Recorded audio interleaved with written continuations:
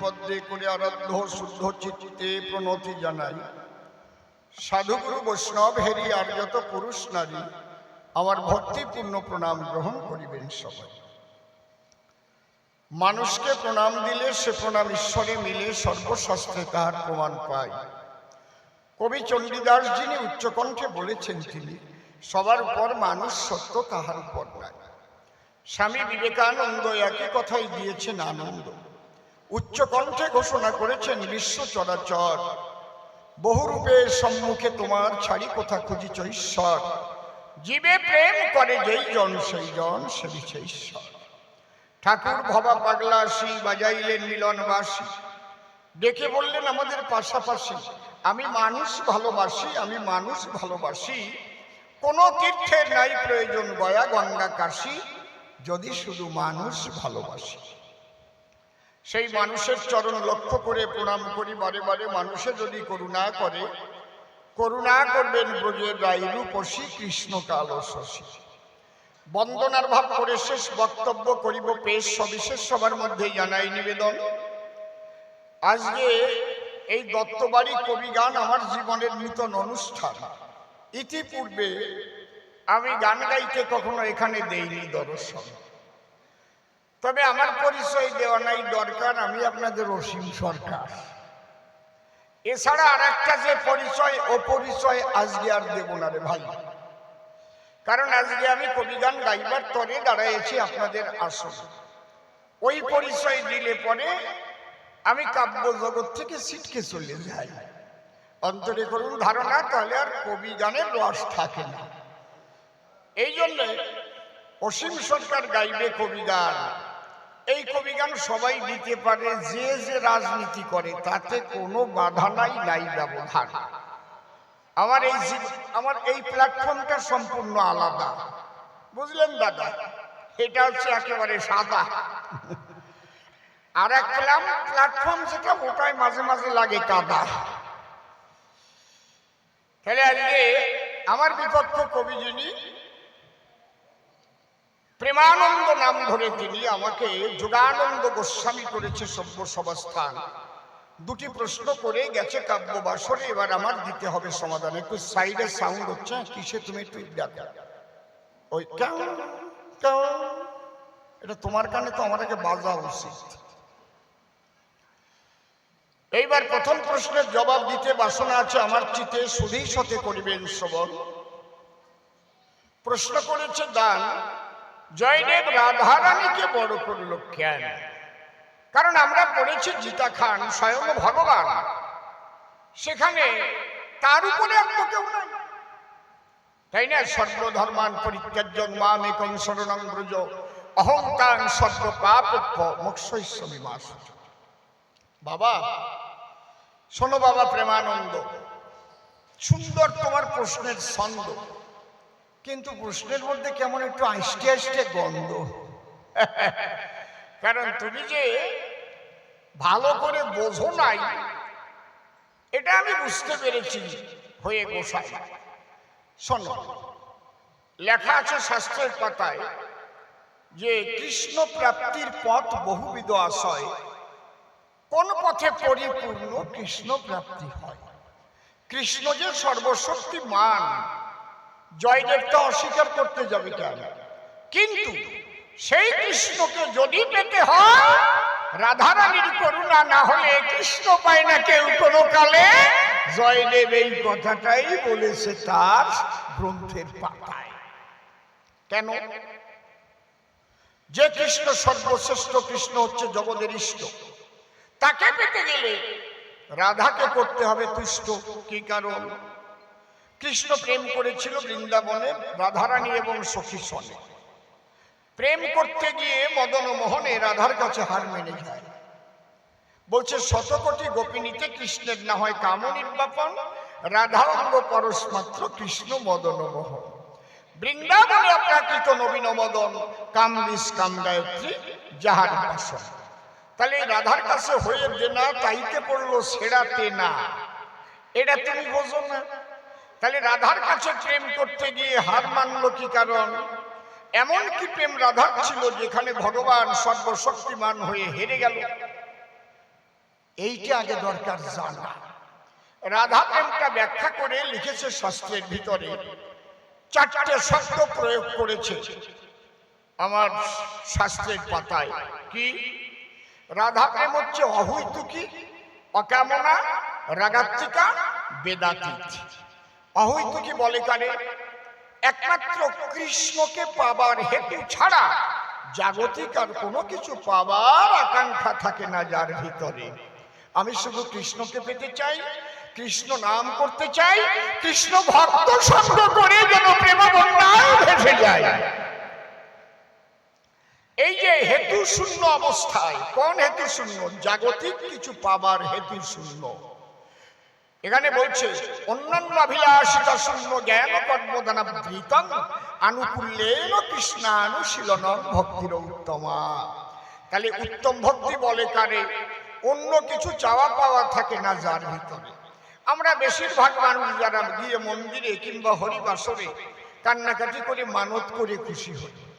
কেউ 19 বছর করছে, বিয়ে থাকে ঘরে, বউ নিয়ে, কিন্তু সন্তান সন্ততি হয় নাই। যদি দেখেন নগরুকরায় নাম কীর্তন হয়, সেখানে গিয়ে দুইজনে গড়াগড়ি যায়, আবার মানত করে বলে তাই যদি রাধা গোবিন্দের করুণায় আমাদের ঘরে একটা সুসন্তান হয়, আগামী বৎসর আমরা 1 কুইন্টাল চাল দিতে চাই। এরকম আছে না? কারো হয় অম্বলের ব্যারাম, ব্যারামে মোটে পায় না আরাম। যেখানে হয় হরিনাম, সেখানে গিয়ে আবার মানত করে। তো আপনারা করেছেন দর্শন, ঠিক কিনা? কারো বড় মেয়ে আসে ঘরে, বিয়ে দিতে পারে না তারে, তাও গিয়ে মানত করে। তাহলে তারা কিন্তু ভগবানকে চায় না। কেউ ব্যবসা বাণিজ্য যাতে ভালো হয় তার জন্য পূজা দেয়, ওই কালীঘাটে গিয়ে ডালা দেয়, আসে না নাকি? এরা ভগবান চায় না, এরা চায় জাগতিক জগতের কোনো কিছু। একে বলে হইতুকি, অর্থাৎ পার্থিব জগতের কোনো কিছু চাওয়া পাওয়া থাকে, হইতুকি বলে তাকে। আর রাধা প্রেমের মধ্যে কোনো পার্থিব চাওয়া পাওয়া নাই। যার নাম রাধারানী, কৃষ্ণকে ভালোবেসে সে হয়েছে কৃষ্ণ কলঙ্কিনী। তথাপিও শুনে বাঁশির ধ্বনি রাধারানী অভিসারে খায়। অহৈতুকি বলে কারে? একটু বুঝাতে পারলাম তো আপনাদের ধারে। এইবার অকামনা কাহাকে বলা হয়? কাম আছে, কামনা শূন্য, সে কাম কৃষ্ণ সেবার জন্য, তাইতে রাধা ধন্য ধন্য, ধন্য মধুর বৃন্দারণ্য, একমাত্র রাধা প্রেমের দায়। যেদিন সুখ পাখি বলেছিল তাই, সারি তোমার জানা নাই। দেখো, কৃষ্ণের বাম ভাগে রাধারানী আছে যতক্ষণ, তোমার কৃষ্ণ মদন মোহন ততক্ষণ। যখন কৃষ্ণ থেকে রাধা আলাদা হয়ে যায়, তখন গজগজা মদন তোমার কৃষ্ণ শ্যামরায়। তাহলে রাধার করুণায় কৃষ্ণ মদন মোহন। কাম আছে কিন্তু কামনা শূন্য। কামে যদি কামনা জাগায় তখন মানুষের পতন হয়, কিন্তু এই কামকে রিফাইন করে আবার প্রেমের বাজারে নিয়ে যায়, যাকে বলে ঊর্ধ্বরতি। আমি বলি সবার সম্প্রতি। এগুলো জানতে গেলে শ্রী গুরুর শরণ না নিলে জানা সম্ভব নয়। এই জন্য বলছে দীক্ষা গুরু কৃষ্ণ আমার শিক্ষা গুরুরাই, বৃন্দাবনের ভজন তত্ত্ব যাহার কাছে পাই। ঊর্ধ্বলিঙ্গ ঊর্ধ্বজনী ঊর্ধ্বরতি হয়, ঊর্ধ্ব না হইলে জীব যাবে জমালয়। পুরুষের লিঙ্গ হয় মস্তকের মণি, তাহা দিয়ে খেলা করে দেবপদ্মজনী। সাধকের স্থান হয় বৃহৎ বৃন্দাবন, শিরাধিকা হয় তার প্রেমের মহাজন। প্রেমানন্দে হরি হরি বল হরি বল। আজকে বাড়ির মধ্যে কবি গান, আজে বাজে কথা হবে না সভাস্থান। বিশুদ্ধ বৈষ্ণবীয় তত্ত্ব নিয়ে আলোচনা হবে সবার ঠাই। চুপ করে থাকেন সবে, একদম বৈষ্ণব সাহিত্যের চূড়ান্ত তত্ত্বগুলো আজকে আলোচনা হবে, যার উপরে আর বৈষ্ণব সাহিত্যের কোনো আলোচনাই নাই, ওখানেই শেষ। তাহলে এই অকামনা বলে কারে? কাম আছে কামনা নাই অন্তরে, সে কাম কৃষ্ণ সেবার তরে। আর কি? রাগাত্মিকা আর বেদাতীত। রাগাত্মিকা কারে কয়? এ খুব কঠিন বিষয়। আমার বন্ধুর সুখের জন্য যদি আমার নরকেও যেতে হয়, তাতে আমার কোনো আপত্তি নাই। সেই জায়গায় আমার বন্ধু যদি সুখ পায়, ও বন্ধুরে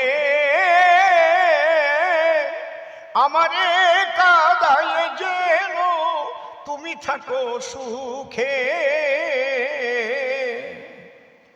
এই অনুরাগী ভক্ত যারা যদি চোখের সামনে নিজের ছেলে মরে গেছে দেখে তারা, তথাপিও কখনো তারা মায়ার কান্না এক ফোঁটা কানবে না মশাই। তারা ডেকে বলবে, ঈশ্বরের ঠাই, তোমার যাতে ভালো লাগে তুমি করো তাই। প্রমাণ কোথায় পাই? শিবাস অঙ্গনে। যেদিন পঞ্চতত্ত্ব এক সনে করে হরি নাম সংকীর্তন, শিবাসের ছিল একটা 3 বছরের ছেলে, সে মরে গেল মায়ের কোলে।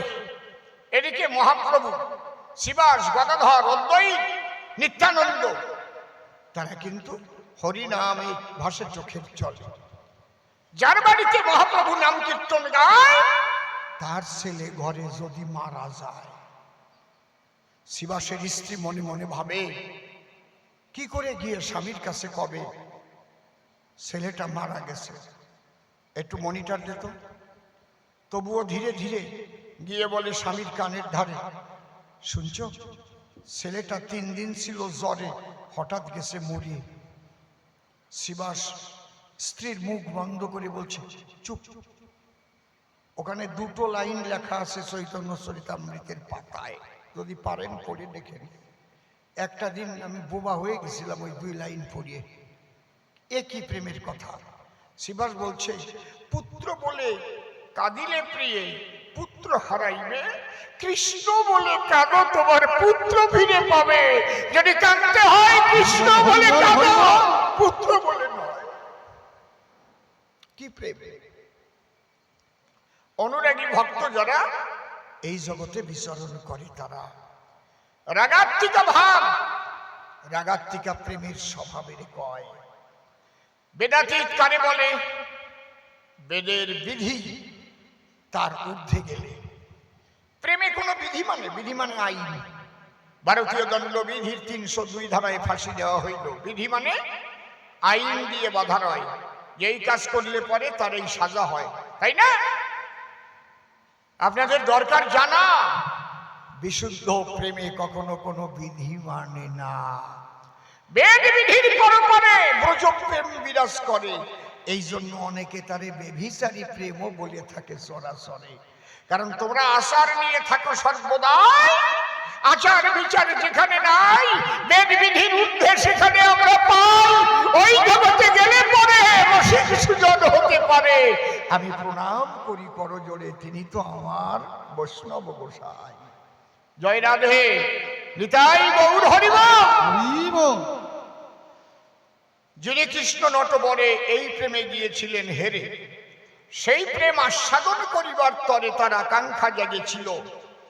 তাই রাধার কাছে ডেকে বলে, রাধা এই প্রেম আস্বাদন করতে হলে আমাকে তোমার 3টে জিনিস ভিক্ষা দেওয়া ভালো। কি? তোমার ভাব, তোমার কান্তি আর তোমার বিলাস। আমি কৃষ্ণ পিতপাস, তোমার কাছে ভিক্ষা মাগি অনুক্ষণ। রাধা ডেকে বলেছিল, তাই দেব, তাতে বাধা নাই। বলে, হ্যাঁ, এই নিয়েই হব আমি চৈতন্য গোসাই। যেভাবে তুমি কৃষ্ণ বলে ভাসিয়েছ 2 চোখের জলে, তেমনি ভাবে আমিও তোমার ভাবকান্তি বিলাস নিয়ে গৌরাঙ্গ হয়ে যাব ধরণী তলে। হা কৃষ্ণ বলে আমিও কাঁদিব, নিজে কাঁদিয়ে আমি জগৎ কাঁদাইব। বাবা, এই যে রাধার কাছে কৃষ্ণ যে হেরে গেছে, কারণ রাধারানী পরিপূর্ণভাবে শ্রীকৃষ্ণকে আস্বাদন করেছে। এই ভাব জয়দেব জানে, তুমি তো বোঝো না তার মানে। এই জন্যে জয়দেব লিখেছে, কিশোরীর দাস মুই পিতবাস, এতেও সন্দেহ যা, কোটি কোটি জনম করিলে ভজন, বৃথাই ভজন তার। তাহলে প্রথম প্রশ্নের জবাব হলো, দ্বিতীয় প্রশ্ন চলে এলো। দ্বিতীয় প্রশ্ন করেছে সবার ঠাই,